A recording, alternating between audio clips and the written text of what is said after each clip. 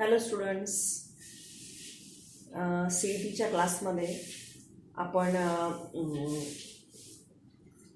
काल इंट्रोडक्शन घेतली, त्यानंतर ह्युमन रेस्पिरेटरी सिस्टीम पण पूर्ण केली. त्याचे दोन्ही व्हिडिओज आज तुम्हाला सेंड झालेले आहेत. काही MCQs पण मी तुम्हाला सेंड केलेले आहेत आणि त्याचे ॲन्सर्स पण केलेली आहेत. आज आपण पुढचा भाग घेऊ आणि उरलेल्या वेळामध्ये MCQ डिस्कस करू.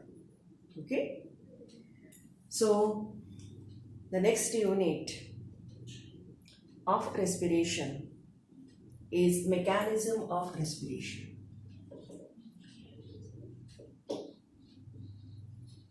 Mechanism of respiration.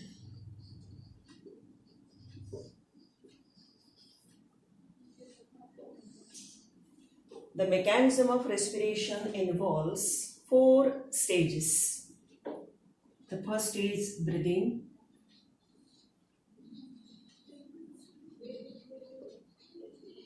Second is external respiration.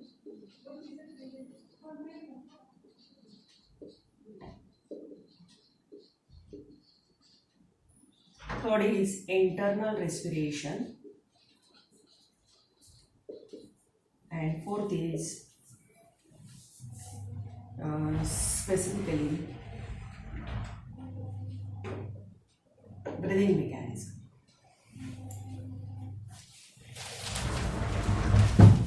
Fourth one is cellular respiration. Cellular respiration.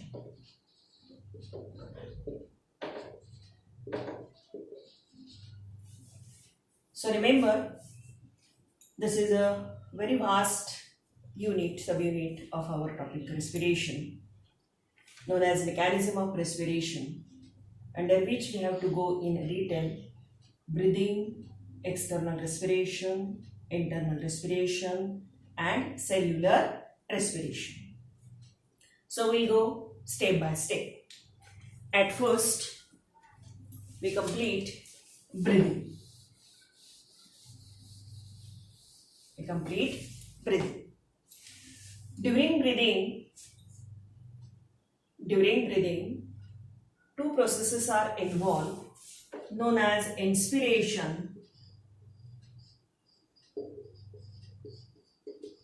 and expiration.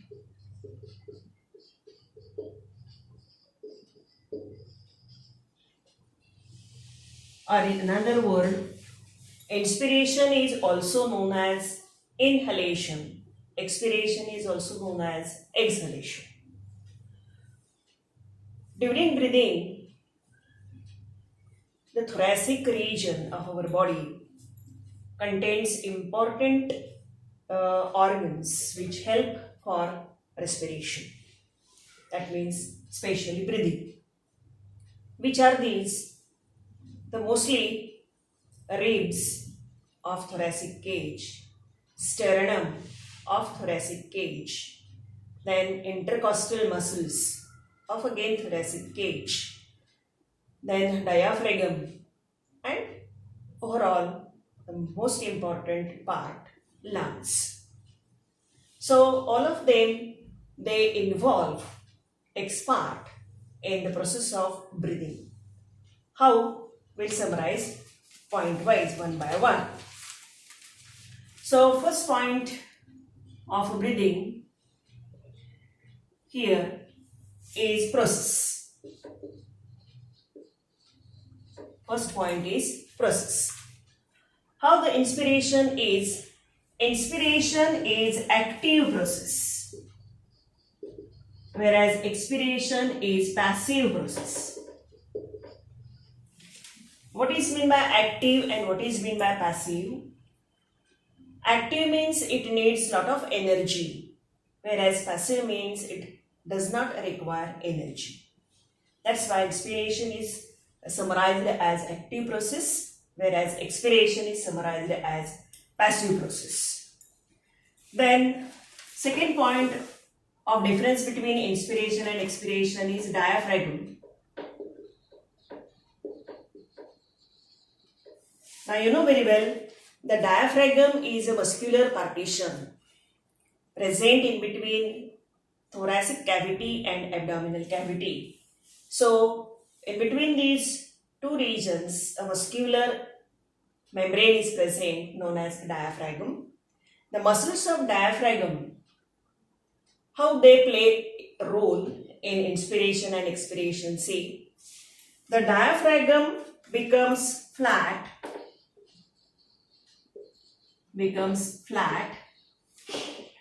and goes downward.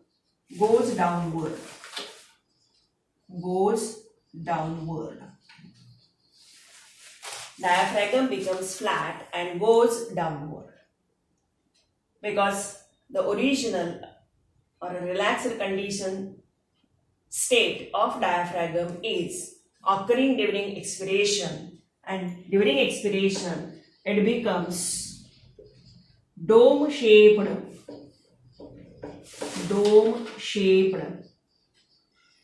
and goes upward,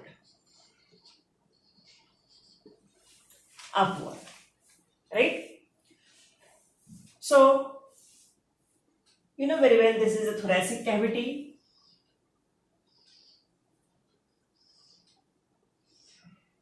And this one is here, diaphragm is present. This nature of diaphragm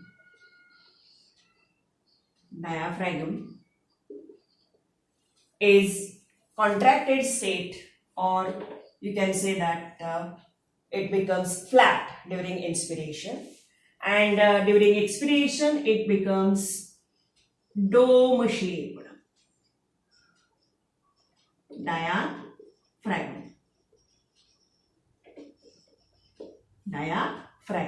So this is expiration, this is inspiration. So diaphragm during breathing, especially the process inspiration, becomes flat and goes downward. So its position from original state it goes downward, and in expiration it goes upward in this position, right? So that is a role of diaphragm during inspiration and expiration. Then third is intercostal muscle. Intercostal muscles. What is meant by intercostal muscle? We have studied in the last lecture. These are the muscles present in between ribs. Suppose that this is sternum,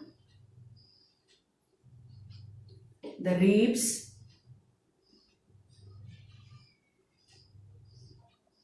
in between these ribs, these intercostal muscles are present.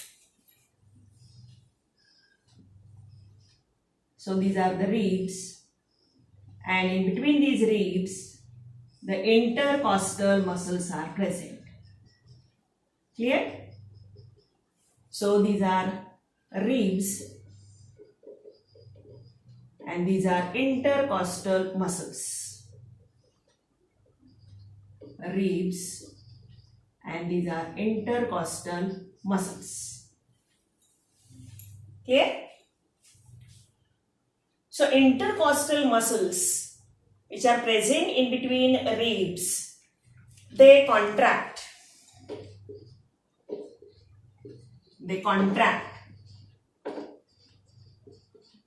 Whereas during expiration they relax. And due to such movement of this intercostal muscles, the ribs, next point of breathing involves ribs. The ribs now during inspiration they moves outward, whereas during expiration they moves inward. Right? So movement of this ribs is in outward here. The movement of ribs is inward here. during expiration. Right? Now what happens to sternum? Next point. Sternum.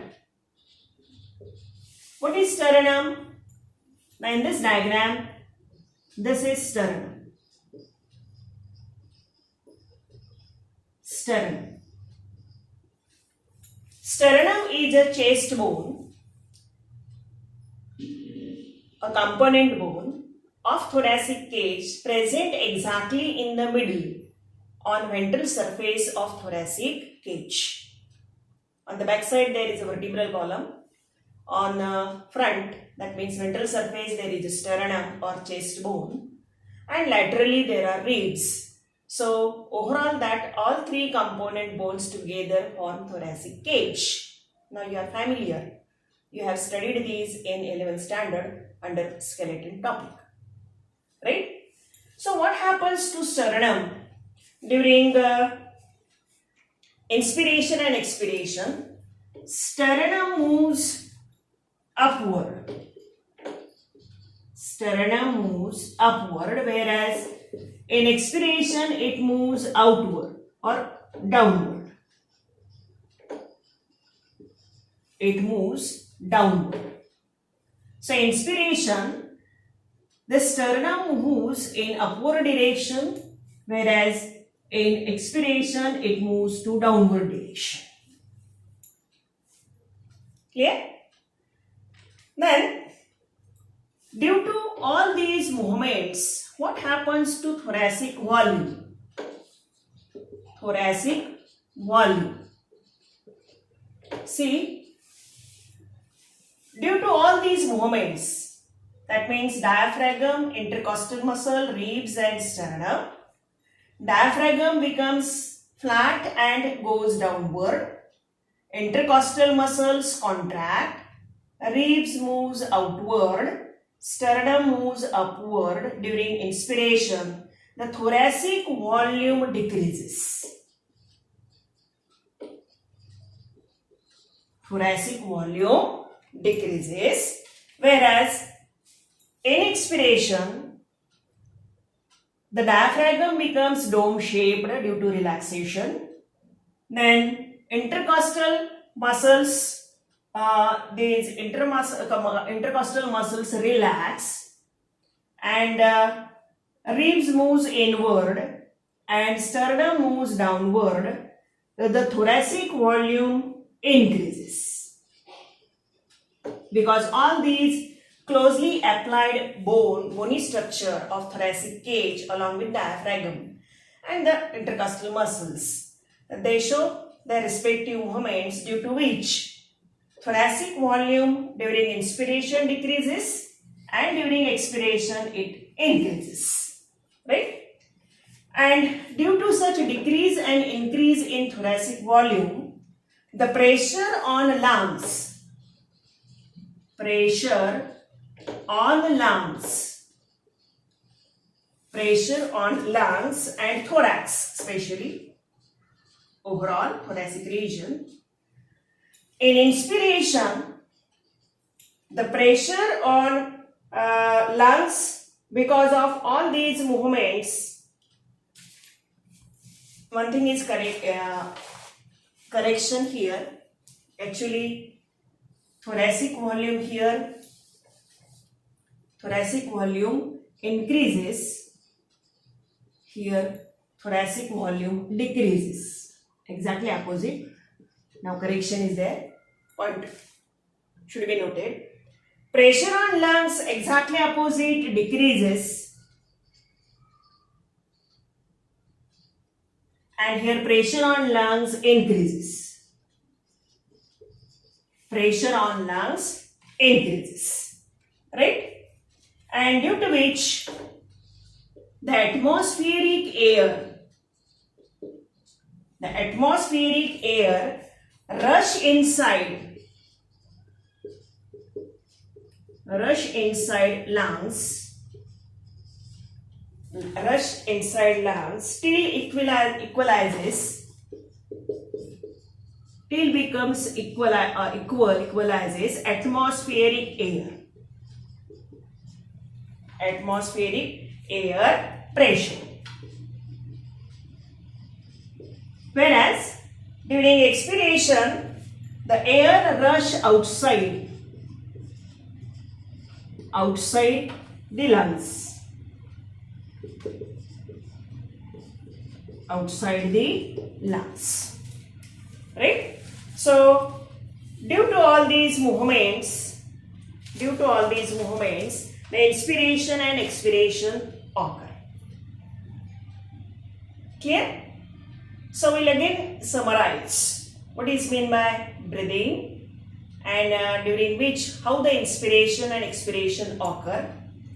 Breathing is one of the important process occurring during mechanism of respiration. During this breathing, diaphragm, intercostal muscles, ribs, sternum, all these are helpful or play important role to bring about inspiration and expiration. The inspiration is active process, whereas expiration is passive process. Because inspiration needs energy, expiration does not need lot of energy. During inspiration, what happens to diaphragm? Diaphragm becomes flat and goes downward. You can see in the figure. This is diaphragm. It contracts, becomes flat and goes downward. Whereas during expiration, diaphragm becomes dome-shaped, relax and becomes dome-shaped and goes upward. Then intercostal muscles, these muscles are present in between the ribs. You can see in the figure. These are intercostal muscles present in between these ribs. These intercostal muscles contract in inspiration and during expiration they relax. And due to intercostal muscle contraction, the ribs in inspiration moves outward and ribs during expiration moves inward. Right? So you can see in this figure, the ribs in inspiration moves outward, whereas ribs during expiration moves inward, inside. Then what happens to sternum, chest bone? The chest bone moves upward because of movement of ribs inward and intercostal muscle contract. Similarly, in expiration, this sternum moves downward because of relaxation of all these things. And the impact of all these movements of intercostal muscle, diaphragm, ribs, sternum, the thoracic volume increases during inspiration because all the regions, that means ribs, sternum, intercostal muscles, diaphragm, they are going away from lungs. So thoracic volume increases.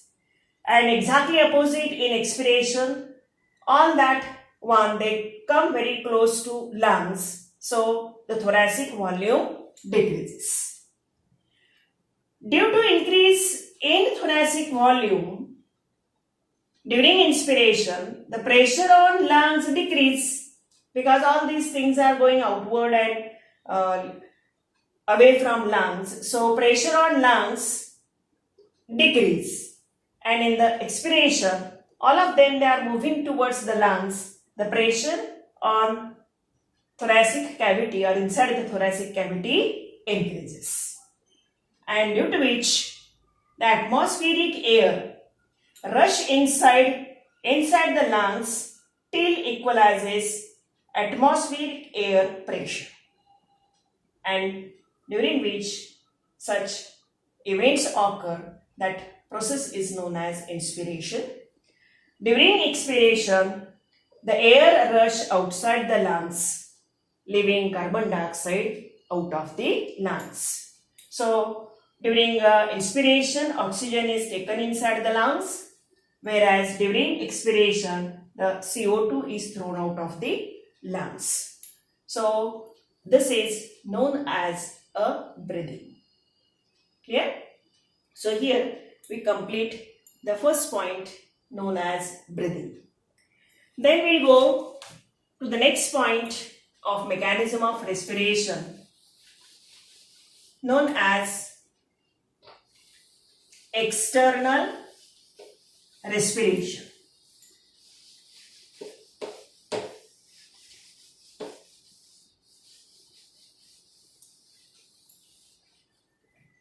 External respiration.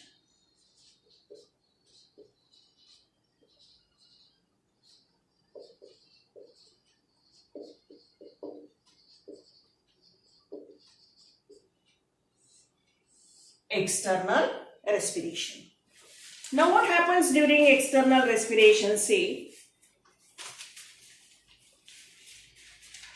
the internal respiration and external respiration, they are actually opposite.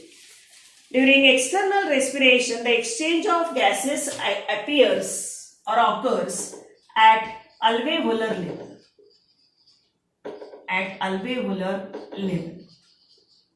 The exchange of gases occurs at alveolar level. How? Now you know very well, each alveolus is a very small thin bag lined by single layer of squamous epithelium. Single layer of squamous epithelium rested on basement membrane.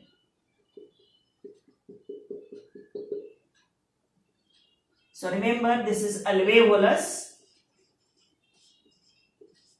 having this squamous epithelium.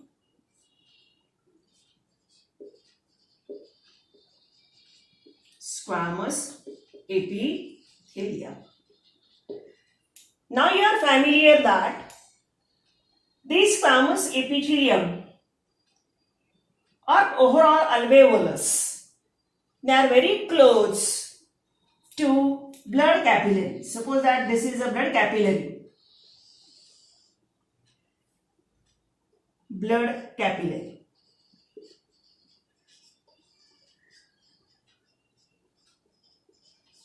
The blood capillary contains two types of blood capillaries, pulmonary arterioles and pulmonary venules. The pulmonary arterioles bring blood to close to the alveolus, and pulmonary venule leaves the blood from alveolus. It is also lined by single layer of squamous epithelium. Single layer of squamous epithelium. So this is again squamous epithelium. Internally it contains blood. Right? Depending upon the partial pressure of this alveolus or air, especially when air enters inside, what happens, and when air goes outside, what happens, we'll see in detail. But prior to that, what is meant by partial pressure? Partial pressure or PP, PPO2 and PPCO2. Now partial pressure, prior to defining partial pressure, the pressure of whole air containing all kinds of gases, that is known as whole pressure or total pressure. Or suppose that in one balloon, for example, different kinds of gases if you fill, oxygen, carbon dioxide, nitrogen, etc. So the pressure of each and every gas inside that balloon is known as whole pressure. But the pressure of single gas present in the mixture of gas is known as partial pressure. The pressure exerted by single gas inside the mixture of gases, that is known as partial pressure. Now this external respiration which occurs at alveolar level completely depends upon partial pressure. What happens during inhalation and what happens during exhalation? See, suppose you draw another figure. If you draw another figure, similarly, lined by squamous epithelium, here this blood capillary is lined by also squamous epithelium here. We'll study at first inspiration, or during inspiration how this external gases occur, external respiration occur, and during expiration how these external respiration occur. During inspiration, the air containing oxygen rush inside the lumen of alveolus and has partial pressure about 10 mm of Hg. 104 mm of Hg. Always pressure is expressed in term of mm of Hg. You know very well. Whereas in surrounding circulation, alveolar capillary network, the partial pressure of oxygen, so this is the partial pressure of oxygen inside the alveolus, 104 mm of Hg. In surrounding blood, it is about 45 mm of Hg. 45 mm of Hg. So what will happen? Now you are well known the diffusion rule, in which always molecules moves from higher concentration to lower concentration. So in that, this is higher concentration, this is lower concentration. So the oxygen molecules now start diffusing inside this capillary network from higher concentration to lower concentration. So blood contains RBC. RBC contains hemoglobin respiratory pigment. This respiratory pigments bind oxygen molecules and transport oxygen molecule forward. So that is the next step of our mechanism, that is internal respiration. That will be studied later on. So remember, this is the pressure gradient. From 104 mm of Hg, oxygen molecules will be transported or diffused to the lower concentration, that is blood containing 45 mm of Hg. Right? So that is happens during inspiration. Exactly opposite, so that's why air enters inside during inspiration. During expiration, what happens? Here, the blood contains percentage of carbon dioxide 45 mm of Hg. So here 40 and here 45 mm of Hg, CO2. And inside the air present in alveolus, it is 40 mm of Hg. That is concentration of CO2. So ultimately again there is a difference between 45 and 40. The molecules, gaseous molecules of CO2 will move from surrounding capillary network into the alveolus, and ultimately the air containing CO2 is thrown out containing CO2 during expiration. Right? So that is the actual happens during external respiration. Along concentration gradient, movement of molecules of gases occur during inspiration from 104 to 40 mm of Hg. During expiration, 45 mm of Hg to 40 mm of Hg of CO2 molecules. Clear? So here we complete the breathing and external respiration occurring at alveolar level. So here we complete the two points of mechanism of respiration. Remaining 2 points, that is internal respiration and external respiration, will be studied in the next video. Now I have sent to you some questions, MCQ, that will be now discussed in the next part of this